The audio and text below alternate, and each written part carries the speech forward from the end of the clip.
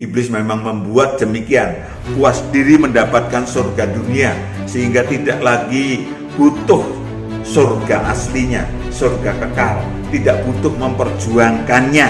Ya Allah itu roh, gembala dengan roh kita, nanti Tuhan akan memberikan kebenaran. Syarat-syarat perdamaian, nama kata lain adalah Salam saudaraku yang terkasih. Kita jumpa lagi untuk membahas penjara kerajaan maut. Tapi kita akan menyaksikan dulu satu buah lagu pujian sebelum kita membahas selanjutnya.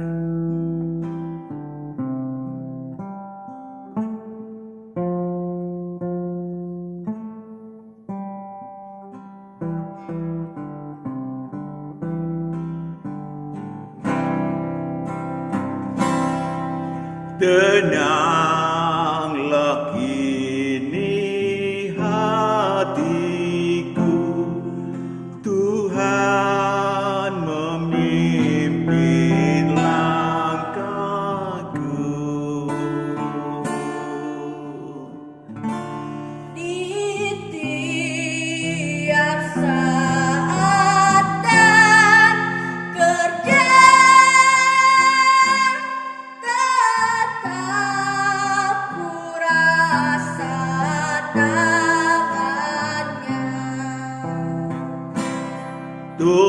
Tuhanlah yang membimbingku, tanganku dipegang teguh.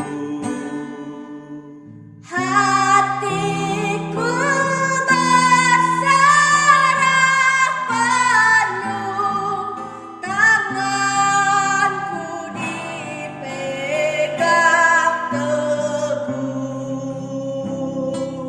tak ku sesalkan hidupku, betapa juga nasibku. Sebab Engkau tetap dekat,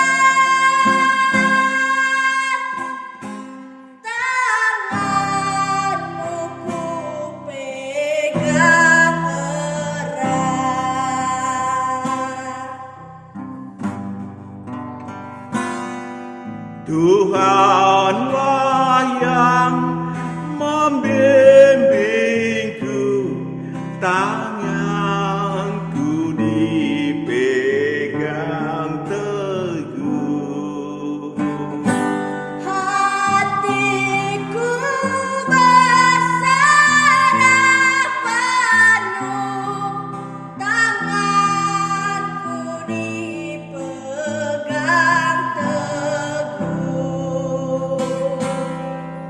tak ku sesalkan hidupku, betapa juga nasibku. Sebab Engkau tetap dekat,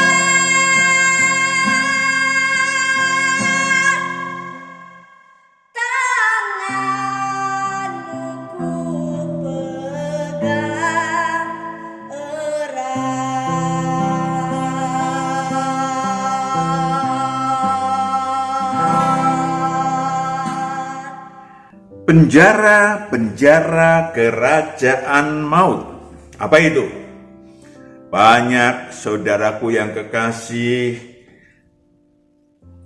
yang masih berada di dalam sel-sel penjara kerajaan maut. Bahkan yang udah lahir baru, yang udah lahir kembali, mereka masih suka tinggal di dalam sel-sel walaupun gemboknya udah dibuka oleh Tuhan. Kalau udah lahir baru, gemboknya udah dibuka, dosanya diampuni, kejahatannya disucikan, gembok sel-sel penjara maut sudah dibuka. Tinggal kita memang mau tinggal atau mau keluar. Itu masalahnya.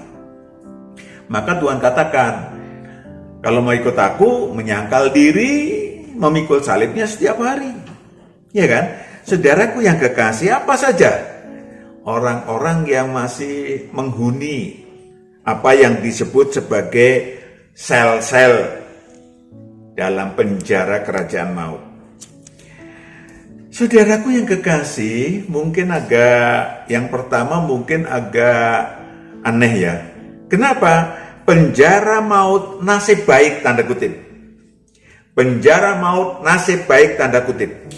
Ya, kekayaan, kekuasaan, harta, martabat, atau kedudukan terhormat dalam duniawi, zona nyaman dalam sekuler. Banyak orang memahami itu sebagai nasib baik yang sesungguhnya belum tentu. Karena apa? Karena banyak orang mendambakan nasib baik, ya, menjadi tujuan hidup bahkan. Saya ingin sampaikan kepada saudara, ada dua sesungguhnya. Kita kadang-kadang lewat-lewat aja ya. Ada dua sesungguhnya. Ada damai sejahtera yang diberikan Tuhan. Yohanes 14 ayat 27. Yohanes 14 ayat 27. Damai sejahtera kutinggalkan bagimu, damai sejahtera kuberikan kepadamu. Kuberikan kepadamu. Dan apa yang kuberikan tidak seperti yang diberikan oleh dunia kepadamu. Damai sejahtera ada dua, jadi yang diberikan Tuhan sama yang diberikan dunia. Nanti kita bahas dulu yang diberikan Tuhan. Janganlah gelisah dan gentar hatimu. Saudaraku yang kekasih, yang diberikan Tuhan, damai sejahtera yang diberikan Tuhan adalah membuat rohnya tidak gelisah, karena rohnya tidak lagi berada di dalam kerajaan maut. Dan tidak gentar, karena rohnya tidak takut lagi, roh si manusia tidak takut lagi kalau meninggal, tubuh alamiahnya masuk ke alam maut. Tidak gentar lagi karena kelak bisa masuk surga kekal, tidak menghuni neraka kekal. Itu damai sejahtera yang diberikan oleh Tuhan. Ya, boleh saja orang itu kemudian menjadi kaya. Damai sejahtera dari Tuhan juga bisa kaya, bisa berkedudukan dalam bidang sekuler. Karena apa yang hilang karena ikut Tuhan, Tuhan gantikan pada masa ini juga. Tapi bisa sebaliknya. Contohnya Rasul Paulus meninggalkan semua status sekulernya sebagai warga kota terhormat, memiliki kekayaan, tinggalin semua, dianggap sampah. Ya, karena ingin menggapai damai sejahtera yang daripada Tuhan. Lalu apa yang disebut sebagai damai sejahtera yang dari duniawi? Lukas 4 ayat 5 sampai 7. Ada tanda kutip damai sejahtera juga. Ya, tadi kan damai sejahtera yang daripada Tuhan, damai sejahtera yang dari dunia. 5. Kemudian ia membawa Yesus ke suatu tempat yang tinggi, dan dalam sekejap mata ia memperlihatkan kepadanya semua kerajaan dunia. Semua kerajaan dunia. Ayat 6. Kata iblis kepadanya, segala kuasa itu serta kemuliaannya. Ada kuasa dan kemuliaan duniawi yang disediakan oleh iblis. Akan kuberikan kepadamu, sebab semuanya itu telah diserahkan kepadaku, dan aku memberikannya kepada siapa saja yang kukehendaki. Itu dia yang disediakan oleh iblis. Nasib baik, tanda kutip. Karena rohnya nggak ikut nasib baik. Saudara, lanjut. Jadi jikalau engkau menyembah aku, seluruhnya itu akan menjadi milikmu. Seluruhnya akan menjadi milikmu. Memiliki kenikmatan tubuh alamiah, saudaraku yang kekasih. Rohnya tetap gentar dan gelisah. Ya, itulah namanya surga dunia. Mereka yang masuk di dalam nasib baik, tanda kutip surga dunia, akan puas diri. Iblis memang membuat demikian, puas diri mendapatkan surga dunia, sehingga tidak lagi butuh surga aslinya, surga kekal, tidak butuh memperjuangkannya. Mereka asik menggeluti surga dunia setiap hari. Jangan kaget kalau tiba-tiba meninggal, rohnya pun masuk alam maut. Siksa kubur, tentu dengan penuh penyesalan. Tapi nggak ada gunanya kalau udah meninggal. Ya, menyesal nggak ada gunanya.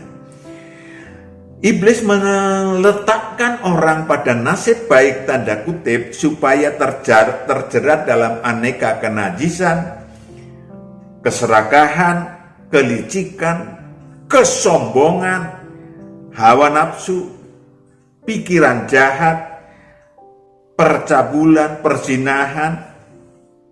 Ya, banyak sekali. 1 Timotius 6 ayat 9. 1 Timotius 6 ayat 9, tetapi mereka ingin kaya, terjatuh ke dalam pencobaan, ke dalam jerat, dan ke dalam berbagai-bagai nafsu yang hampa dan yang mencelakakan, yang menenggelamkan manusia ke dalam keruntuhan dan kebinasaan. Menenggelamkan si manusia dalam keruntuhan dan kebinasaan. Filipi 3 ayat 19. Kebinasaan. Filipi 3 ayat 19, kesudahan mereka ialah kebinasaan, Tuhan mereka ialah perut mereka. Tuhan mereka adalah perut mereka. Kemuliaan mereka ialah aib mereka. Ya, kemuliaannya adalah aib mereka. Kasihan. Pikiran mereka semata-mata tertuju kepada perkara duniawi. Itu dia. Tiba-tiba meningha. Lalu rohnya masuk siksa kubur. Padahal setiap hari rohnya gelisah walaupun tubuh alamiahnya bernasib baik. Sebaliknya ada lagi namanya penjara maut nasib buruk. Penjara maut nasib buruk. Manusia-manusia yang tidak melakukan dengan setia Taurat dan kitab para nabi yang dianutnya menjadi incaran iblis untuk mendapatkan mengenakan nasib buruk, ya, haknya iblis itu, ya, nasib buruk dengan berbagai bentuk penyakit, rumah tangga, ekonomi, miskin, bangkrut. Kenapa? Karena memang demikian. Sejak awal kejadian 3 ayat 15, tumit atau orang nggak bisa berjalan kalau tumitnya digigit. Kejadian 3 ayat 15. Kejadian 3 ayat 15, aku akan mengadakan permusuhan antara engkau dan perempuan ini, antara keturunanmu dan keturunannya. Keturunannya akan meremukkan kepalamu, dan engkau akan meremukkan tumitnya. Engkau akan meremukkan tumitnya. Nasib buruk itu digambarkan dengan tumit. Saudaraku yang kekasih, tentu saja ada hukumnya, yaitu hukum dosa dan hukum maut. Tujuan iblis atas si manusia bernasib buruk adalah supaya saudaraku yang kekasih, si manusia mau menerima pertolongan maut atau perjanjian maut, pertolongan maut. Iblis mengulurkan tangan, ya, iblis mengulurkan tangan untuk masuk ke dalam kerajaan dunia tadi udah dibaca. Kalau dia mau menyembahnya tentu saja tidak akan begini-begini. Iblis akan membuat yang disembah adalah harta, uang, ya, hatinya berada di harta. Saudaraku yang kekasih, di bawah sana ada warung yang ramai, bukan main, ya. Beberapa tahun yang lalu selalu ramai. Hanya bukan setelah COVID sebenarnya, belakangan baru sepi. Kenapa? Suaminya mati muda hanya karena tusuk gigi. Ya, pakai tusuk gigi, kena infeksi, cuman sehari meninggal. Istrinya nggak lama kemudian menyusul, saudaraku yang kekasih. Dan kemudian warungnya menjadi sepi, padahal mereka sebenarnya membuat makanannya enak, tetapi karena pakai opo-opo, ya, minta pertolongan maut, demikianlah yang terjadi. Yang kasihan adalah nggak kelihatan, kalau mati muda sih oke-oke aja, banyak orang mati muda juga, tetapi rohnya disiksa di alam kubur atau siksa maut. Gunanya apa iblis meletakkan nasib buruk penjara sel nasib buruk pada manusia, supaya si manusia menghujat Allah, supaya manusia dicokolin absintus bahwa Allah lah yang membuatmu nasib buruk, hujatlah dia. Itu tujuan iblis. Dan itu banyak mempan pada banyak orang yang miskin walaupun tidak semua. Memenjarakan dalam sel-sel kenajisan, penuh dengan pikiran jahat, penuh dengan iri hati, sana kaya, aku kok miskin, Allah tidak adil, ya, dan seterusnya. Saudaraku yang kekasih, yang ketiga, penjara maut kejahatan. Akar dari segala kejahatan adalah cinta uang. Baik itu perampok maupun koruptor, itu semuanya mereka cinta uang. Tujuan iblis apa? Atas si manusia meletakkan sel orang di sel penjara atau sel kerajaan maut. Selnya namanya kejahatan. Agar si manusia tetap dapat dikuasain si iblis dan membenci terang ilahi. Gua udah jahat, mana mau Allah. Ada yang masih berpikir positif. Kalau gua mau jahat sekalian aja deh. Neraka nggak peduli. Itulah kemudian menjadi filsafatnya. Saudaraku yang kekasih, sehingga roh-roh jahat yang ada dalam diri si manusia yang pekerjaannya adalah menetaskan ular beludak dan menenun sarang laba-laba akan membuat si manusia makin jahat.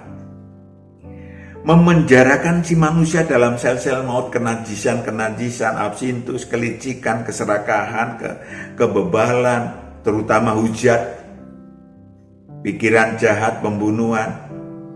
Saudaraku yang kekasih, itu dia.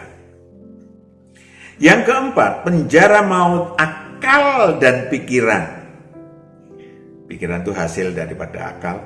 Sesungguhnya akal dan pikiran manusia, siapapun dia, profesor kayak, doktor kayak, sarjana apapun kayak itu, itu memiliki otak baru seumur dia, seumur tubuh alamiah si manusia. Tetapi banyak yang menjadikan akalnya, pikirannya menjadi Tuhan. Banyak sekali. Rohnya yang usianya bermiliar tahun, dia punya roh, yes right. Usianya berapa? Bermiliar tahun. Dan memiliki akal budi yang super berjuta kali dibanding dengan akalnya dia. Akal ini kira-kira di sana bintangnya begini, bintang di sana adalah begini, namanya ini, nama itu, boleh aja. Tapi roh saya dan roh saudara melihat, menyaksikan bagaimana bumi ini diciptakan oleh Allah. Amin. Sehingga lebih pinterlah, jauh. Tetapi orang yang sudah terbiasa menuhankan akalnya, maka akal dan pikirannya yang menjadi dihidupkan, diutamakan. Ya, rohnya tidak dihidupkan, akal budinya tidak dihidupkan, mati. Berada dalam kerajaan maut iblis.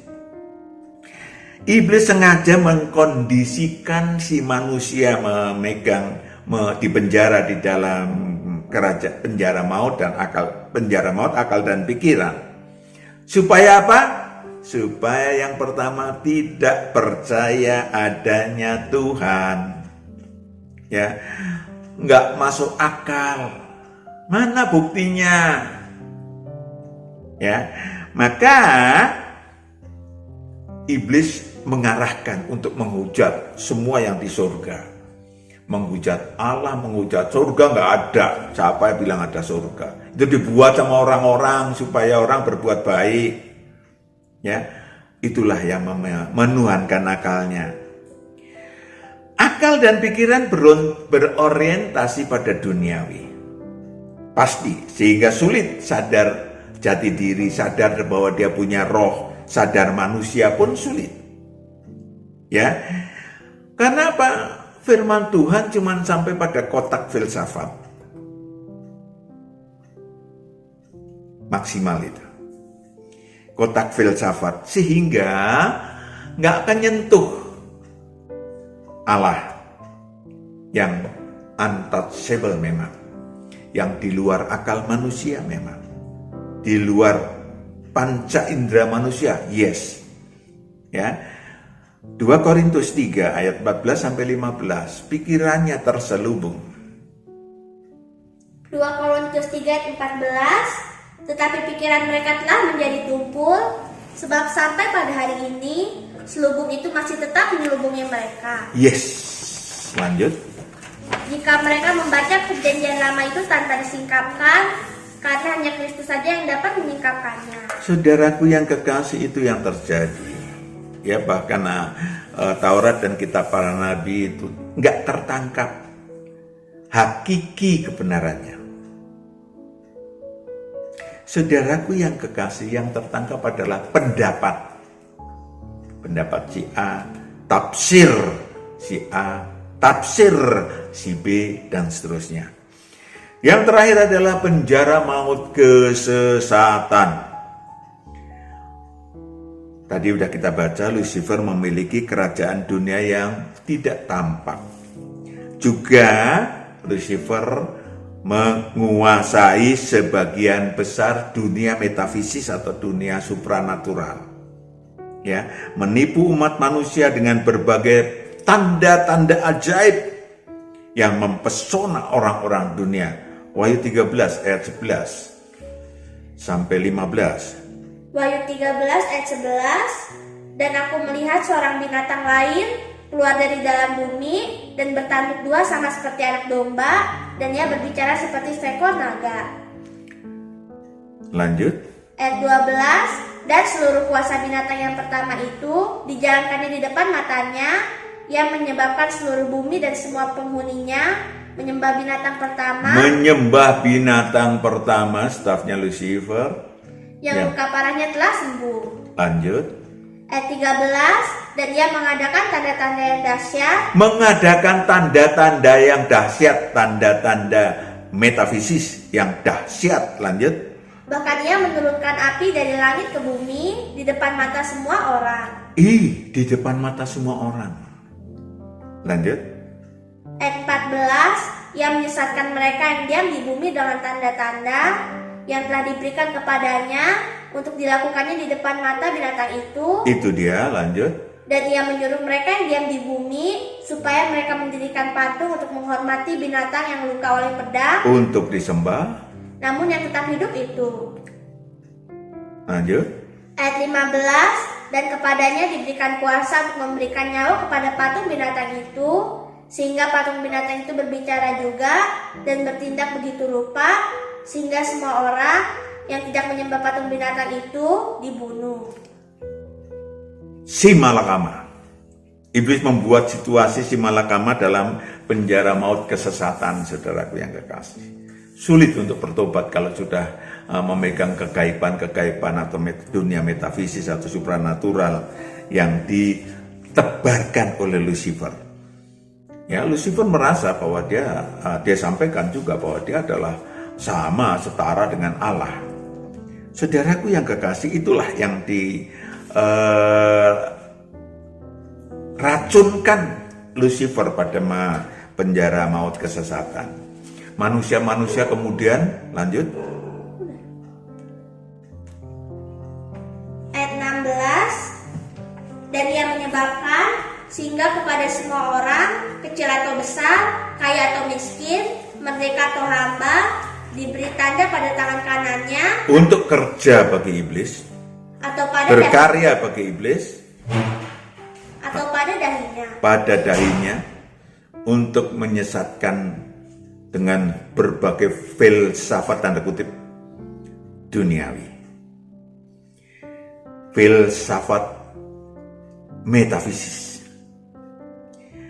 Yang kedua, B, agar manusia manusia pengikut Taurat dan kitab para nabi tersesat.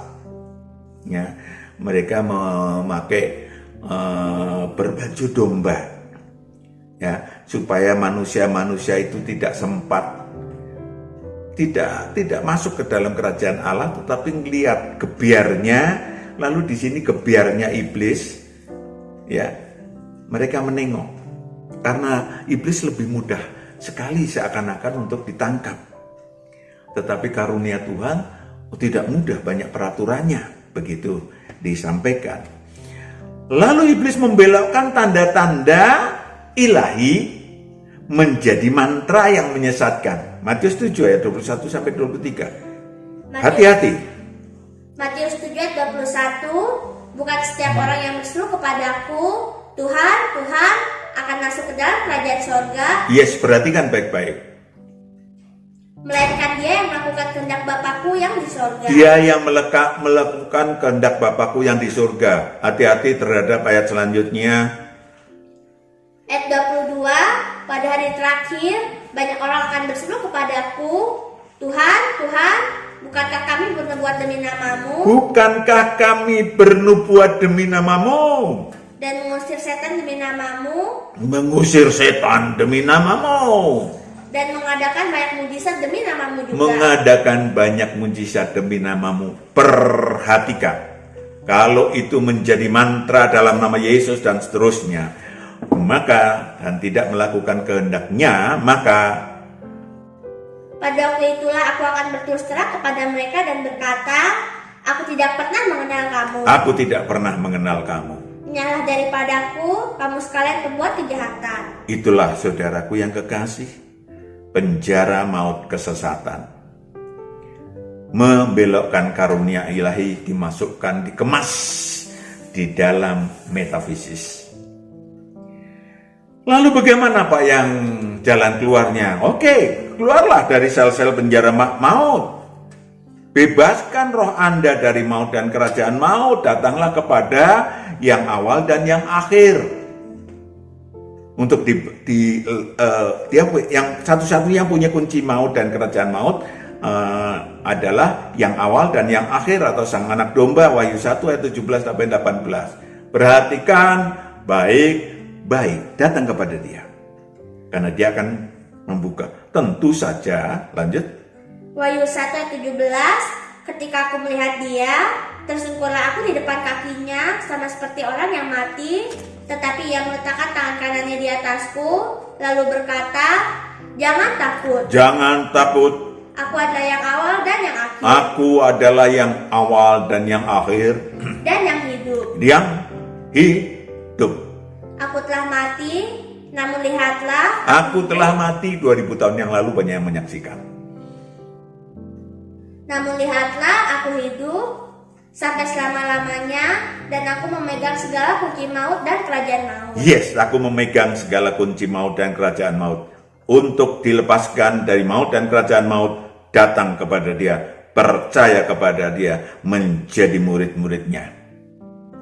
Melalui siapa? Melalui akan ada pendelegasian wewenang pada murid-muridnya, yang sekarang masih banyak. Saudaraku yang kekasih, kemudian aktifkan roh Anda yang hidup. Aktifkan. Yohanes 4 ayat 23 sampai 24. Perhatikan baik-baik. Tetapi saatnya akan datang, dan sudah tiba sekarang, bahwa penyembah-penyembah benar akan menyembah Bapa dalam roh dan kebenaran. Bapa dalam roh. Dan nanti akan datang kebenaran. Roh Kudus akan memimpin saudara dengan kebenaran. Lanjut. Sebab Bapa menghendaki penyembah-penyembah demikian. Allah itu roh, dan barang siapa menyembah dia, harus menyembahnya dalam roh dan kebenaran. Yes, itulah Injil Kerajaan Allah. Itulah yang disediakan sejak 2000 tahun yang lalu, untuk saudara terlepas dari sel-sel penjara kerajaan maut. Amin. Masuklah ke dalam kerajaan Allah yang sudah disediakan sejak 2000 tahun yang lalu. Saudara berproduktif ilahi di sana. maka saudara akan aman. Yohanes 15 ayat 8, saudara akan aman, saudara memuliakan Allah sesungguh-sungguhnya. Dalam hal inilah Bapakku dipermuliakan, yaitu jika kamu berbuah banyak, Jika kamu berbuah banyak, dan dengan demikian kamu adalah murid-muridku. yes. Maka 2000 tahun yang lalu perintah Tuhan Yesus, jadikanlah seluruh bangsa muridku. Itu dia. Amin. Tuhan memberkati. Kita berdoa. Bapa di surga, anak-anakmu yang sudah mendengarkan, menyaksikan kebenaran-kebenaran ilahi, Engkau yang memeteraikan, Engkau yang membawa anak-anakmu untuk dipeluk Tuhan, dikeluarkan dari sel-sel kerajaan maut, sehingga anak-anakmu boleh aman, memiliki damai sejahtera yang daripadamu, bukan yang daripada dunia. Dalam nama Yesus kami berdoa mengucap syukur. Amin. Sampai jumpa. Tuhan berkati. Haleluya.